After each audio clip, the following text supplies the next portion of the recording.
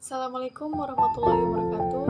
Perkenalkan, nama saya Siti Nurseha dengan nomor induk mahasiswa 191210018 kelas PAI 4B. Di sini saya akan mengumpulkan tugas video mata kuliah Administrasi Pendidikan dengan judul Administrasi Kesiswaan dalam Pendidikan, dosen pengampu Ibu Analis MPD. Administrasi kesiswaan merupakan suatu penataan atau pengaturan segala aktivitas yang berkaitan dengan siswa, yaitu mulai dari masuknya siswa sampai dengan keluarnya siswa tersebut dari suatu lembaga pendidikan. Administrasi personil lembaga pendidikan secara umum dapat digolongkan dalam 3 kategori besar. Yang pertama, mereka yang menjadi pemimpin, biasanya mereka diangkat dari tenaga kependidikan dan kalangan sendiri atau yang diangkat dari luar lembaga.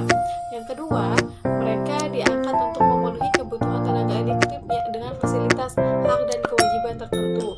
Kemudian yang ketiga, mereka yang diangkat sebagai tenaga pembantu kelancaran belajar mengajar langsung pada lembaga atau di luar lembaga tersebut. Pada umumnya, tenaga administrasi dalam pengertian selangkah atau dalam bukunya Ilmu dan Aplikasi Pendidikan bagian 1 tahun 2007 halaman 166. Kemudian, administrasi kesiswaan adalah seluruh proses kegiatan yang direncanakan dan diusahakan secara sengaja serta pembinaan secara kontinu terhadap seluruh peserta didik agar mengikuti proses belajar mengajar atau PBM secara efektif dan efisien demi tercapainya tujuan pendidikan yang telah ditetapkan dalam Buku Gunawan pada tahun 1996 halaman 80. Menurut Manca dan Sutisna, administrasi kesiswaan adalah proses pengurusan segala hal yang berkaitan dengan siswa, pembinaan selama siswa berada di sekolah sampai siswa mendapatkan pendidikannya, melalui penciptaan suasana yang kondusif terhadap berlangsungnya proses pembelajaran yang efektif. Administrasi kesiswaan merupakan usaha dan kegiatan yang meliputi pengaturan tentang administrasi yang berkaitan dengan siswa dalam upaya pengembangan potensi siswa. Administrasi kesiswaan berhubungan dengan tata usaha dalam penyimpanan data-data siswa dalam buku karangan Yusuf pada tahun 2020.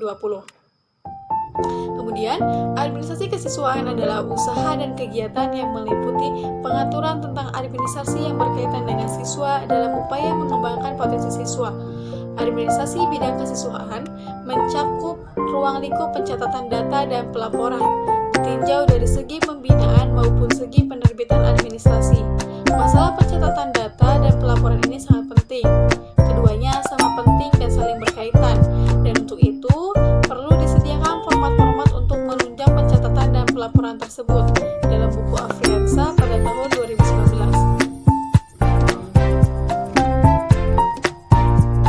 Administrasi sangat diperlukan bagi keberlangsungan proses belajar mengajar dalam dunia pendidikan. Semua itu tidak lepas dari keaktifan orang-orang yang menguasai administrasi dalam sekolah. Orang sering menganggap enteng administrasi tersebut, padahal kalau administrasi dipegang oleh orang-orang yang kurang terampil, maka administrasi tersebut akan berantakan. Secara garis besar, menurut A. Gevert MS, mengelompokkan administrasi kesiswaan tersebut kepada 3 bidang, antara lain 1. Pupil inventory adalah berupa daftar yang menggambarkan data siswa yang akan memasuki suatu lembaga pendidikan atau sekolah. Dengan adanya pupil inventory ini, maka akan dapat diketahui gambaran tentang keadaan murid atau siswa yang akan memasuki sekolah tersebut, dan begitu juga akan dapat dilihat pertumbuhan jumlah penduduk, terutama mengenai anak-anak usia sekolah. Yang kedua, yaitu adalah profil personal service, merupakan suatu layanan dan seluruh usaha yang dilakukan oleh sekolah untuk kemajuan siswa atau murid. Layanan dan usaha yang dimaksud adalah berupa bimbingan dan konseling terhadap siswa atau murid yang membutuhkannya. Kemudian yang ketiga adalah profil accounting, merupakan penyusunan keterangan-keterangan tentang tingkah laku siswa atau murid selama bersekolah. Keterangan-keterangan tersebut meliputi masalah-masalah siswa yang tidak mau masuk belajar ke sekolah dan sebagainya. Dengan demikian, masalah pupil accounting lebih banyak berhubungan dengan absensi siswa dalam buku Marianto dan Afriansa pada tahun 2019. Pencatatan data berasal dari beberapa sumber yang diambil dari kegiatan pencatatan selama program pendidikan berlangsung. Kegiatan administrasi di sekolah atau madrasah berdasarkan kalender pendidikan akademik sebagaimana di bawah ini. Yang pertama itu awal tahun ajaran. Nah, dalam awal tahun ajaran itu tercatat penerimaan siswa baru, pencatatan calon siswa baru, dan mengelola data siswa baru. Kemudian yang kedua selama tahun ajaran. Nah, dalam selama tahun ajaran ini terdapat hal-hal yang dibutuhkan, itu seperti membuat dan mengelola buku induk siswa, membuat dan mengelola buku kleper, membuat jumlah siswa menurut asal, kelas, dan jenis kelamin. Kemudian ada juga jumlah siswa menurut kelas, usia, dan jenis kelamin, papan absensi siswa bulanan, rekapitulasi tahunan absensi siswa, buku absensi bulanan, surat permohonan pindah siswa, surat keterangan pindah siswa, dan juga mutasi siswa selama 1 semester. Kemudian pada tahap yang ketiga yaitu akhir tahun pelajaran. Nah, pada akhir tahun pelajaran ini biasanya para guru tuh mendata dan melaporkan calon peserta UAS atau UAN, menyiapkan tanda peserta UAS atau UAN, mendata dan mengarsipkan tabel peserta dalam prestasi UAS atau UAN, pendaftaran masuk ke jenjang lebih tinggi, daftar naik kelas atau tidak naik kelas, rekapitulasi berhasil tidaknya siswa. Kemudian yang terakhir adalah rapor dalam bukunya Marmoah pada tahun 2016. Kemudian materi selanjutnya mengenai tujuan dan manfaat dari administrasi kesiswaan. Yang pertama, melakukan pencatatan murid semenjak dari proses penerimaan sampai murid meninggalkan sekolah karena sudah tamat mengikuti pendidikan pada sekolah itu, serta menunjang proses pembelajaran sehingga lancar, teratur, dan memberikan kontribusi pada bagian pendidikan. Yang kedua, dapat mengetahui kuantitas dan kualitas siswa yang ada. Yang ketiga, dapat memetakan asal siswa, baik itu daerah asal ataupun sekolah asal siswa. Serta setelah lulus, kita juga dapat memetakan penyebaran lulusan siswa tersebut. Yang keempat, dapat membuat suatu lingkungan yang nyaman karena adanya tata tertib yang tertulis untuk siswa. Materi selanjutnya yaitu mengenai ruang lingkup administrasi kesiswaan.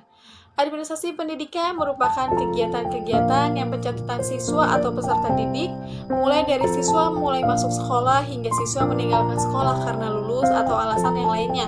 Kegiatan-kegiatan yang dimaksud antara lain sebagai berikut. Yang pertama, penerimaan peserta didik, kemudian perencanaan peserta didik yang diawali dengan penerima siswa baru dan masa orientasi siswa atau sering disebut dengan MOS. Penerimaan peserta baru atau PSB meliputi yaitu penentuan kebijakan PSB, sistem PSB, kriteria PSB, prosedur PSB, dan pemecahan problem-problem tersebut. Selanjutnya, orientasi siswa baru meliputi pengaturan hari-hari pertama sekolah, masa orientasi siswa, pendekatan yang digunakan dalam MOS, dan teknik-teknik yang digunakan dalam orientasi tersebut. Selanjutnya, kebijakan penerimaan peserta didik, sistem penerimaan peserta didik, kriteria penerimaan peserta didik, dan tata tertib peserta didik. Materi selanjutnya mengenai kegiatan-kegiatan dalam kelas.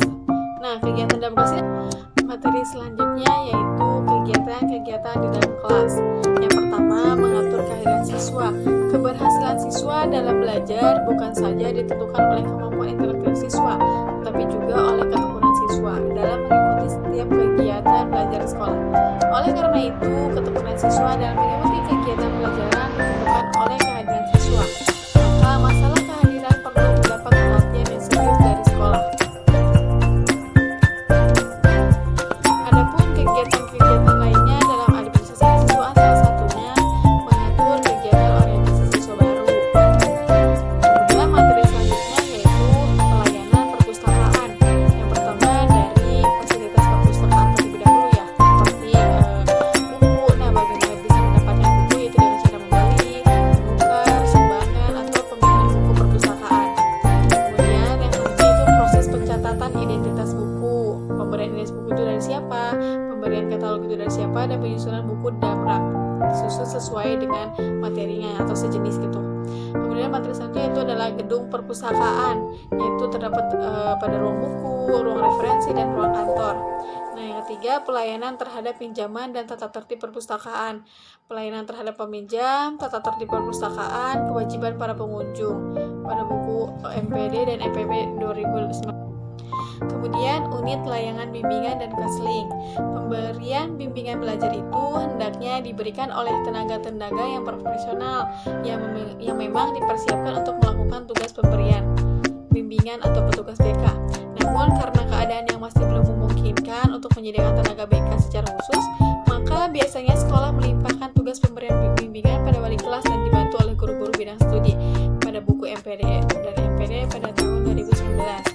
Adapun tujuan pemberian bimbingan di sekolah yaitu secara khusus nih ya, mengatasi kesulitan dalam memahami dirinya sendiri, mengatasi kesulitan dalam memahami lingkungannya yang meliputi lingkungan sekolah, keluarga, dan kehidupan masyarakat yang lebih luas. Kemudian, mengatasi kesulitan dalam mengidentifikasi dan memecahkan masalah yang dihadapinya. Materi selanjutnya yaitu materi dan jalur pembinaan kesiswaan. Materi pembinaan kesiswaan mencakup ketakwaan terhadap Tuhan Yang Maha Esa, pembinaan kehidupan berbangsa dan bernegara, pembinaan pendidikan pendahuluan bela negara, pembinaan kepribadian dan budi pekerti luhur, pembinaan berorganisasi, pendidikan politik dan kepemimpinan, pembinaan keterampilan dan kewirausahaan, pembinaan kesegaran jasmani dan deaktivasi dalam